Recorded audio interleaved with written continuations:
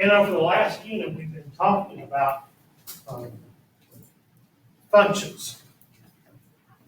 And so we're going to get kind of specific now about functions. In fact, we're going to be looking at a function that's so specific, we're going to give it a name. We're going to call it a linear function. And there are qualities about linear functions that are unique to them. They have lots of purpose. There's a word that I see in there when I look at the word linear. It just absolutely jumps out. What's the word that I just kind of... Line. Yes, exactly. So everything about linear functions is they're going to graph, when we graph them around, a straight line. The reason they do that's kind of our standard. We need to recognize that there are situations, and really functions are situations, where one quantity changes at a constant rate per unit as another quantity changes. You're like, oh, Mr. Roberts, what does that mean? Well, it's linear if I drive the same speed to school. X time, Y, distance. If I leave the house and immediately I hit 55 miles per hour, I can graph that. After 1 hour, I'll be 55 miles away from home. After 2 hours, I'll be 110 miles away. Oh, why? Because I'm traveling at a constant rate of speed. As my distance has changed on a particular interval, that being 55, my time has changed from 1 hour and 110 to 2 hours. So time is changing equally as my speed or my distance changes equally. We talk about speed unit rate there, 55 miles an hour all the time. There are many other things that we can compare, many other situations that we can look at. So I want to look at a race car. If you can't see it, remember you can open this up on your Google Meet or your notes are in Google Classroom. If you got a pencil and a pen, writing this stuff down as we go through. So a race car can travel up to 210 miles per hour, but if the car could travel at this continuous speed, then we can write an equation for that. And remember, we've been looking at equations as functions, so you might write as f of x equals 210x, but for most of linear functions, we're going to go back to using y instead of f of x. Both of them mean the same thing. So we're going to say that the equation here is y equals 210x. That's going to give the number of miles that you travel in x hours. Okay. So I went ahead and graphed it. After 1 hour, I traveled 210 miles. And after 2 hours, 420. 3 hours, 630. 4 hours, 840. 5 hours, I could make some time traveling, couldn't I? Pretty fast. Half as fast as an airplane. All right, so the first thing I want to do, and this question asks me, is I just want to fill out these points in a table. Remember, I can look at functions in words. I can look at functions as a table. I can look at them in a graph. I can look at them in a mapping. I'm going to create a table. And I'm going to keep my table simple, like we write this down, x, y. And each point that I have graphed represents an ordered pair, which is an input and an output, or an x and a y. So, for example, it's pretty easy to put that in the graph if I start out with, or in the table, I should say. If I look at the graph, it's 1 and 210, so my x value there is 1 plus 210, and then 2, 420, and then 3, 630, 4, Can we take pictures for the yearbook? What? I said, can we take pictures for the yearbook? Well, let me pause my For recording. the math page? Yeah, sure. Okay.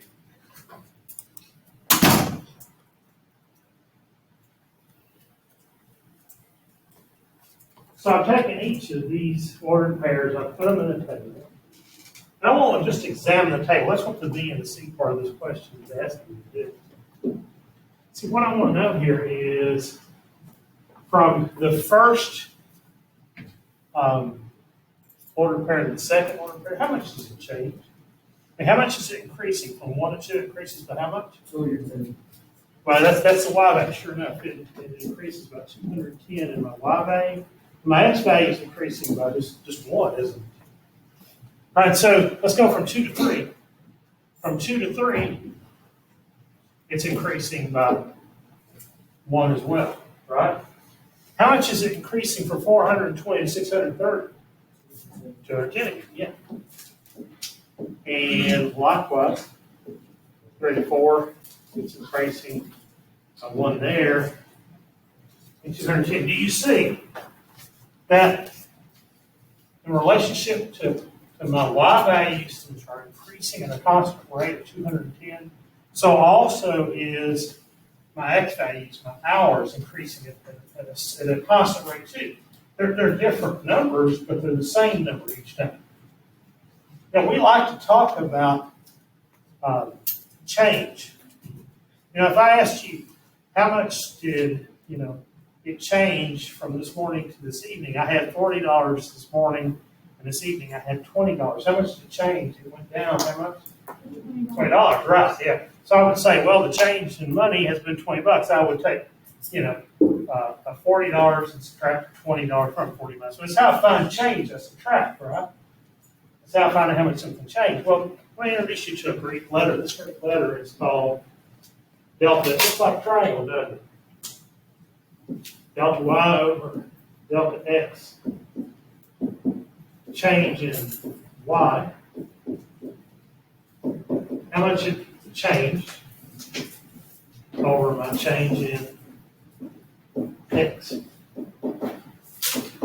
this particular problem, I would say my Y is changing at a constant rate of 210 miles as X changes at a rate of 1 hour. That'll look more familiar, 210 miles per hour. Really a rate of speed, our rate of change, those are all the same things. Rate of change is something we deal with every day. We talk about miles per gallon. We talk about speed, miles per hour. My wife fixed cupcakes like that. I could probably figure out a rate of change, pounds per cupcake. How much I gain. For every 4 cupcakes, I gain 20 pounds. That's a rate of change. Everything is pretty much a rate of change. So as I look at this, my rate of change is the same. And notice I wrote my rate of change for my Y value over my X value. That's pretty well consistent. It makes sense. Y is my Y-axis. It's distance over the X-axis, which is time. We look at things in miles per hour. Typically, we look at it that way. And typically, if we're talking about time, we'll make our X-axis time, but you can compare other things also. We know that they're consecutive, and what's happening is that our change in X is corresponding to our change in Y. There's no changes that change constantly, consistently. Okay, so this is a linear function. What do you notice about this linear function in terms of the graph? What do you see about those? Oops, excuse me. What do you see about those dots there? On the graph, each time it increases, it's in a straight line. Yeah, very good. If I'm going to freehand, it's not going to look pretty. I'm just doing it. Okay, if I drew a line through those points, those lines all fall in a straight line. There you go, linear equation, linear graph. Let me ask you a question. Well, a non-linear, okay? So here's what I'm saying.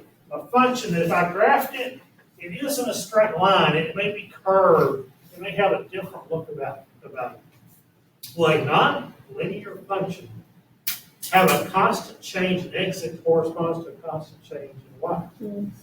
Non-linear. A curve. Will it have that same constant change? No.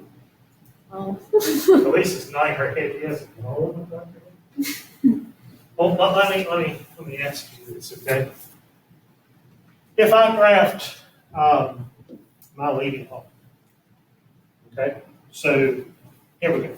We got time and distance. Okay, and it's me going somewhere. At this point, anywhere. Okay. And I graphed it, so I know right here is 0, 0. I'm at home.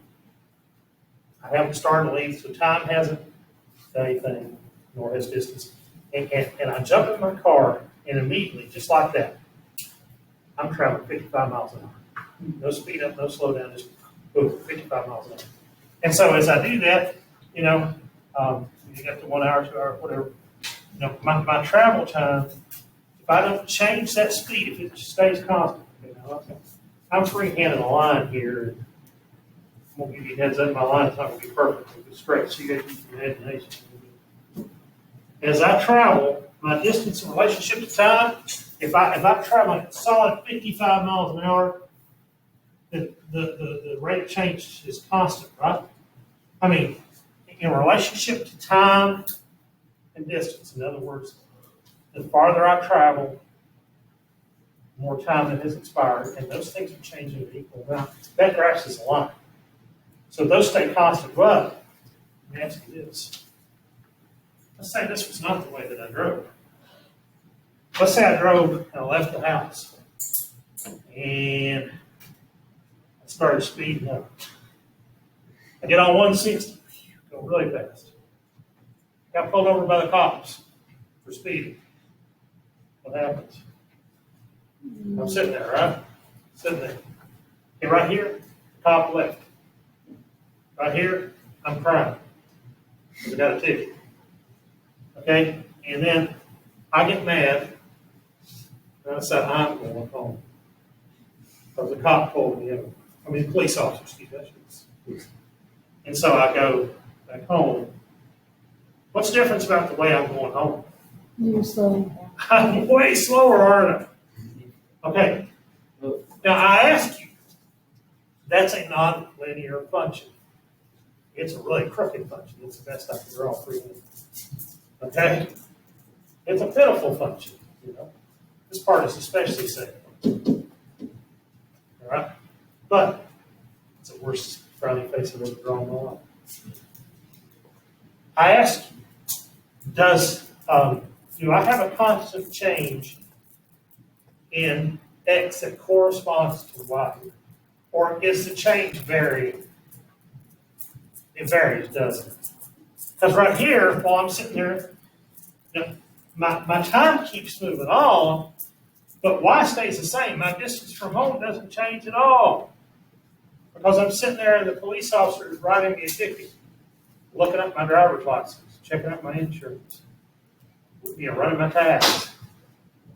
And then when I come back home, I'm going a lot slower than I left, and I'm getting closer to home, so now my line is going down because I'm coming back closer to home. But it's not very steep. So here's the thing. Non-linear functions will not have a constant rate of change. They'll not have a constant change in my x values that will correspond to my y values. That is what the standard is. That makes a very unique equation. And it's the only equations that are like that, because when I graph them, they make this perfectly straight line. Let's look at some definitions, please. So write this down. First of all, any linear function can be represented by a linear equation. So let's define a linear equation. So write this down. A linear equation is any equation that can be written in the standard form. Jot that down. Underneath that, let's write the standard form. Standard form of a linear equation is this. Ax plus by equals c. So ABC. Where A, B, C are real numbers, and A and B are not both zero. We'll talk about what that means here. We'll actually be talking about what that means throughout this entire evening. And ordered pairs that make the linear equation true. Those ordered pairs that make it true, we call those a solution to the equation in two variables. And that graph of a linear equation, which, by the way, is a line, is something we use to represent all the solutions to that equation of two variables. So, linear equations, they have, basically, in what we're dealing with, linear functions and graph, that they're going to be equations. We're dealing with two variables. That's not really hard to deal with at all. So quickly jot those definitions down. And we're going to move on. Once you get those written down, lay your pencil down so I know you've done.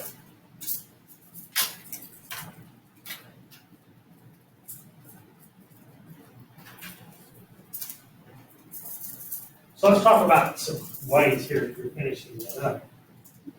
How we can use the equation to determine, one, if it's a linear equation, and to graph those points and use that to find additional solutions.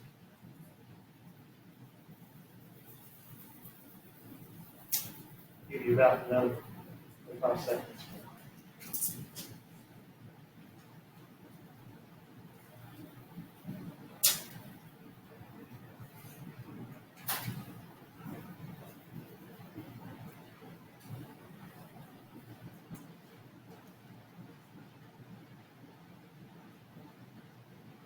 I'm going to show you an equation, and I'm going to kind of say, well, one of the things we need to do is, in dealing with that equation, we want to be able to find solutions. And so one of the methods we can use to find solutions are to put solutions in a table. I'm going to do that with a T-chart. But before we can kind of put it in a T-chart, we have to, the easiest thing for us to do is set it equal to y. Look at this one, 5x plus y equals 10. So in order to actually come up with values for my T-chart, I need to set 5x plus y equals 10 equal to y. All right, so if I do that, I want it to look like this, y equals something. What we've already done back in that first year, we were finding how to solve literal equations in terms of a variable. I know if I want to move 5x away, then this is all addition. I need to subtract 5x from both sides. One of the easy things I think about a linear equation is that as we are trying to solve it for y, we're just going to be moving the x term across usually. Now there may be some maybe to distribute. There may be some other things, but most of the time it's pretty simple stuff. And so when I move it, when I subtract 5x from both sides, this will cancel. Now I think y equals 10 minus 5x, or I'd rather write it as negative 5x plus 10 rather than that. It'll be helpful to list my x term first a little later on, so I'm going to go ahead and do that now. So if I write it as y equals negative 5x plus 10, then I can use that to form a table. So a table, I'm going to write as a T-chart.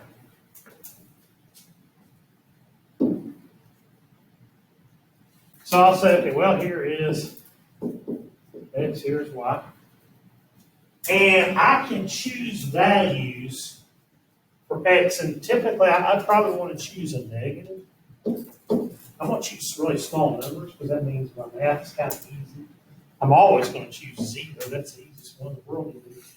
Because when I multiply times x, or substitute that in for x, it just makes that whole term disappear.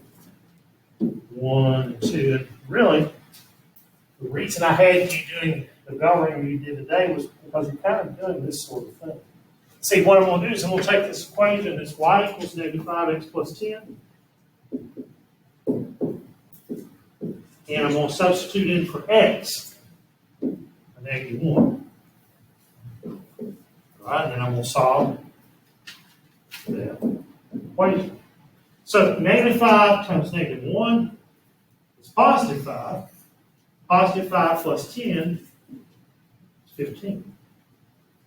So y equals 15. Here we go.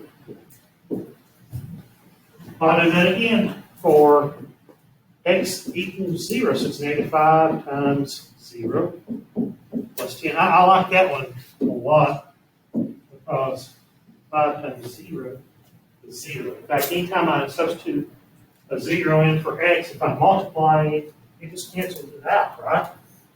So negative 5 times 0 is 0, plus 10. So here y equals 10.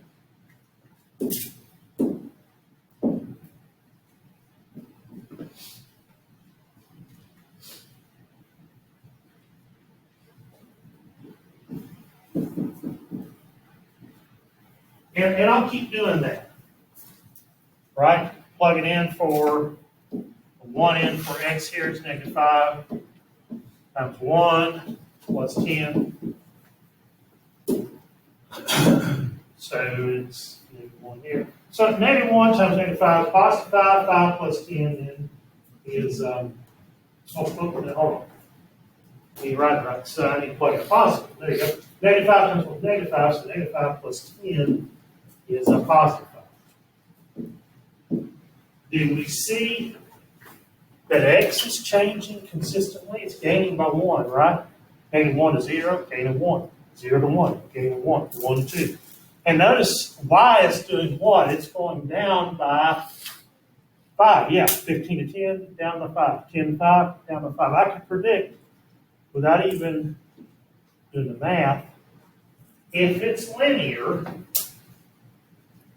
then my y value there would have to be 0. Check it right quick. Negative 5 times 2 plus 10. So negative 5 times 2 is negative 10 plus 10 would be 0.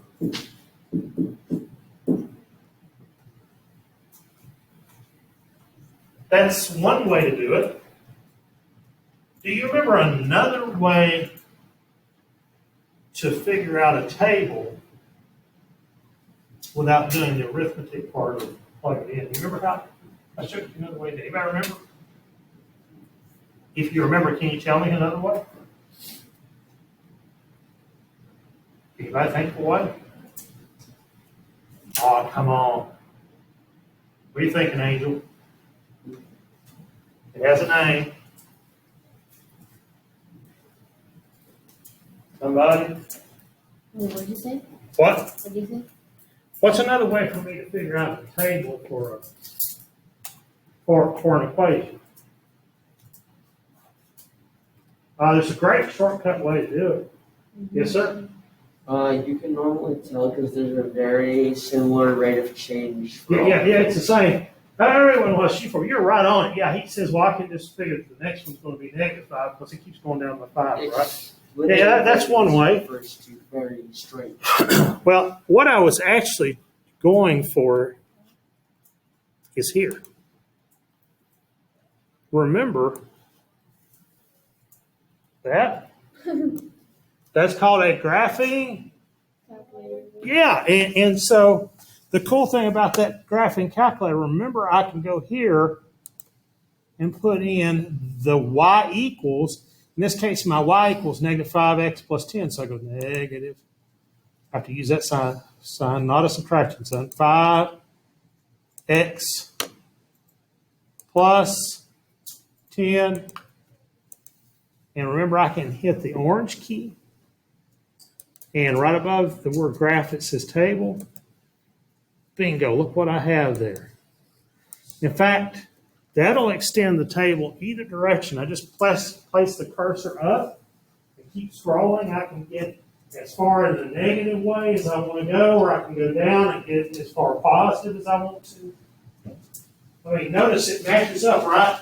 -1, 15, 0, 10, yep, 1, 5, 2, 2. That calculator's not half bad, they got it right. Right? So that's one way to do it. Luke noticed that another way to do it is that it has that constant rate of change. As X is changing consistently, so does Y, and that's what the calculator has done there with that table. So let me go back here just for a second. What if I look at my graphing calculator, and what if I push the graph button? What will the graph look like? Will it be a curve? Will it be a crooked line? Straight line. Well, sure enough, it is. So I encourage you to take advantage of that feature that you have anytime, because you're allowed to use that at least for a part of, say, EOCs or exams. That's why they're created. So you can have something to work with.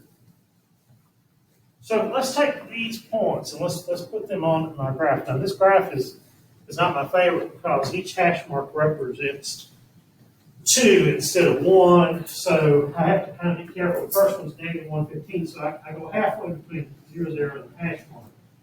And 15 is all scale, so that's not helpful at all because the highest I got is 10, 12, 14. I don't have 15.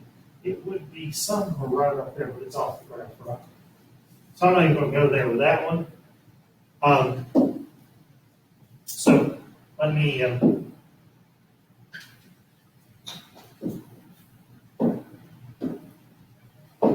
try this.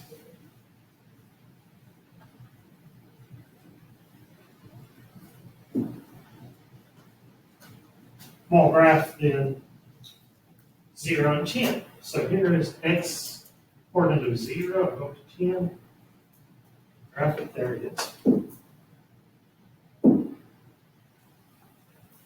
And then I'll go to 1 on the x-axis, which will be halfway between 0 and this first hash mark, because the first hash mark represents 2. Just count them up 2, 4, 6, 8. 2, 4, 6, 8, 10. Yeah, so each one is represented with 2.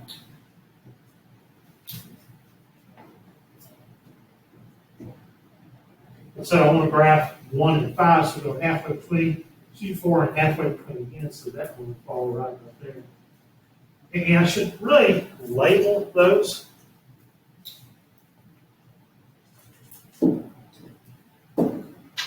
So this point here is 0, 10.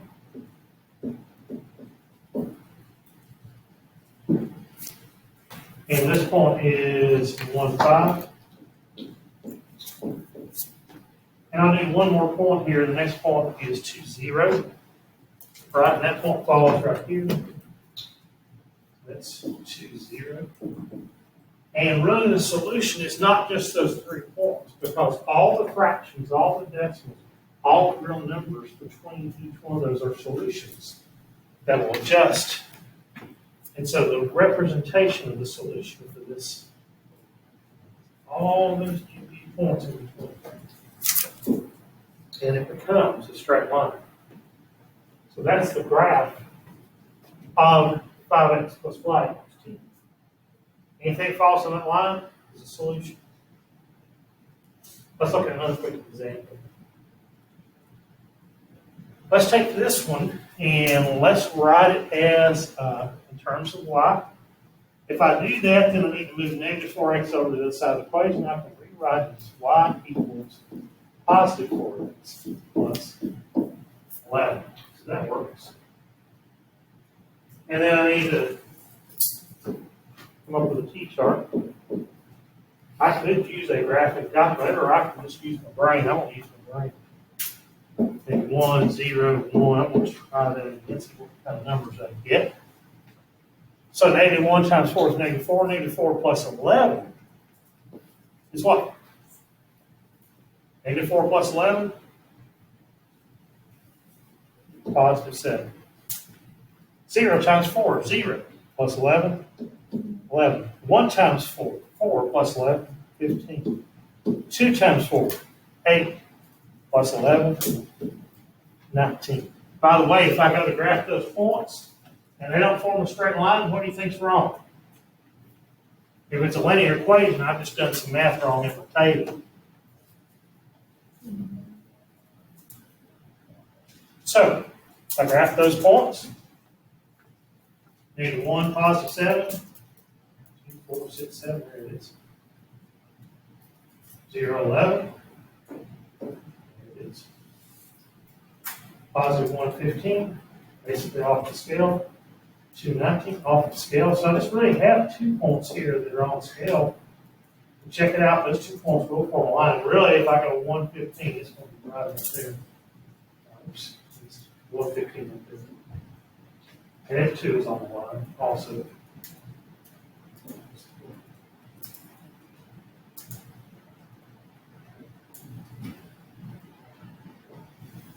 That's all I have to do is graph those points, and probably need to be sure that I label those points.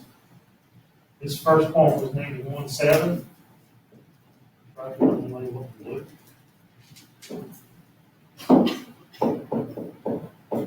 Second point was 0.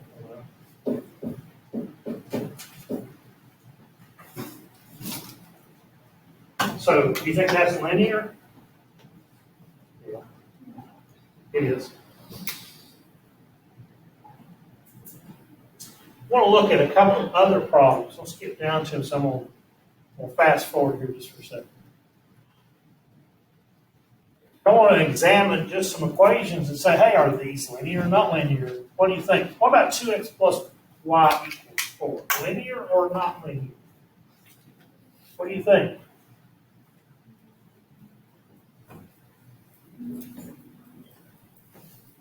Well, I'm going to put up a calculator just to kind of give us a frame of reference. And I'm going to switch calculators because I've got one I like a little better for my smart board. It won't look exactly like yours, but it still works. There it is. Okay, and let me pull my smart notebook back up here. Oops.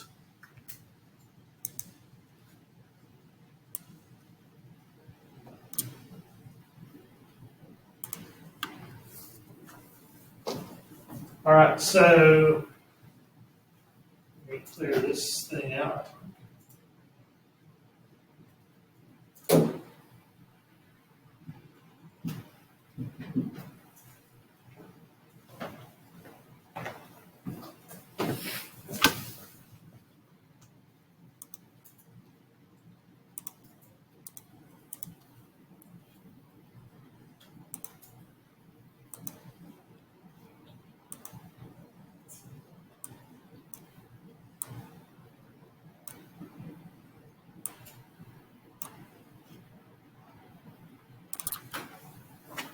All right, let's see if that works.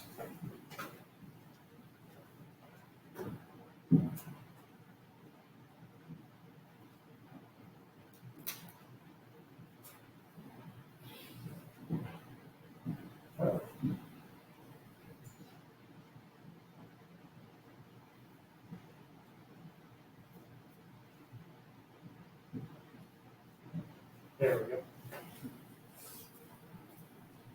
So what I'm going to do is I'm going to write this in terms of y. Okay? And we'll write 2x plus 4 in terms of y. And then we'll get y equals negative 2x plus 4. All it is doing that over, right? And so I'm going to enter that here in my calculator.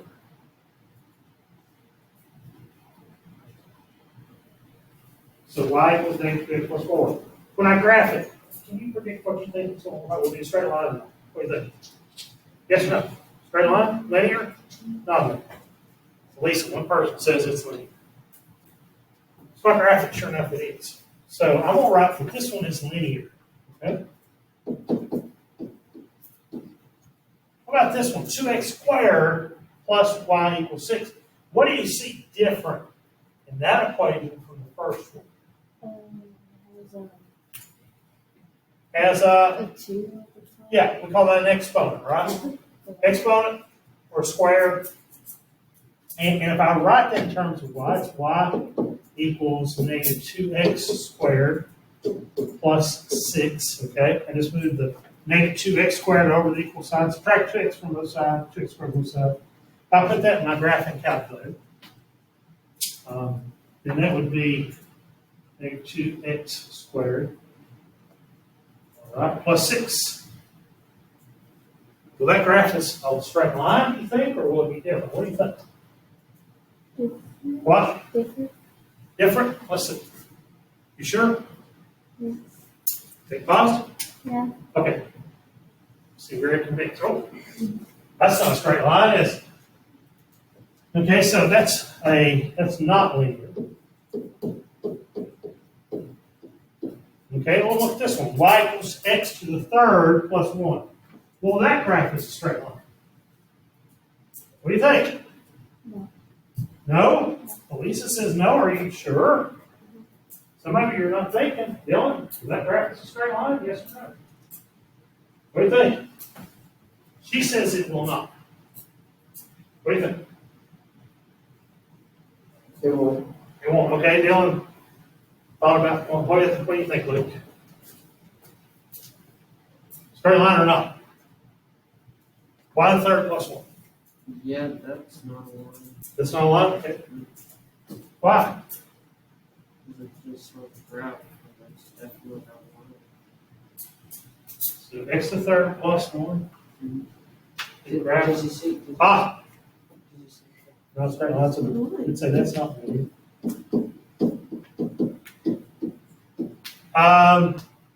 What do you think? 3x plus 4y equals 8. Linear or not linear? That one will be a linear one. Why? Because it doesn't have an exponent. Yeah, that's that standard form we talked about a minute ago. A is 3, B is 4, C is 8. Ax plus B. Fine, you see the standard form there? There it is. What about x plus y squared equals 1? Linear or non-linear? Yeah, that will be non-linear. Okay, you begin to catch on what makes it linear and non-linear. Oh, what about this one? Y equals 1 over x. What do you think? What? I think it's linear. Okay, we got two non-linear, one linear. So I'll put that in my calculator and figure it out, okay? So remember, I have to wrap fractions in parentheses. It's 1 over x. Close my parentheses like that, okay? And when I graph it, oops, I don't think that's linear, is it? That was kind of cool, yeah. It's like I was thinking that if it's like probably like 1/2, like it'll still go up, but like it'll, Yeah, like it's 1/2 x, and if it were 1/2 x, it would be linear. But this is 1 over x. You know, what happens is, right here in the very middle, see how it gets really close to that line? It actually never really touches it. Same thing on the x-axis here. It gets really close on the y-axis, almost touches it, but it doesn't. It jumps axis, and does kind of the same thing. Also gets close to the x-axis, but never touches it. That's got a really special name. When that happens, it's called an asymptote. And but we're not going to be looking at that in linear functions. Okay? So this one's nonlinear. So you've got a pretty good idea now what to look for in determining whether an equation is linear or nonlinear. So we understand in a linear equation, y changes consistently in relationship to x as it changes consistently. It's a constant change. We call that a constant rate of change. We also have seen that it graphs as a straight line. And that a straight line, we can identify that equation as an equation that is in the form, what we call the standard form. which is AX plus B Y. And what we're looking for, equal C, what we're looking for is that there's not an exponent on X or Y, and that those two parts are an addition, they're added together. We're not saying X times Y or anything like that. So as long as it falls in that form, and that form can kind of move around a bit, depending on which side we put X on or which side we put Y on, but as long as it's in that form, that'll graph, that's a linear equation or a linear function. And so that helps us understand, again, the very basics of linear equations.